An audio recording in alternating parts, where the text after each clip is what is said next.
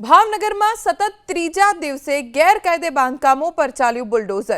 છેલ્લા 48 કલાકમાં ગઢેચી નદી આસપાસના 400 દબાણો દૂર કરવામાં આવ્યા। કુલ 800 ગેરકાયદે દબાણોને દૂર કરવા માટે નોટિસ અપાઈ છે।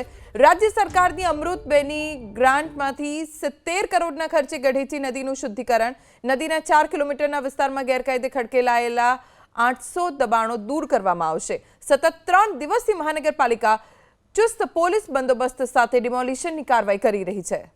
અગાઉ નોટિસ પણ પાઠવી હતી।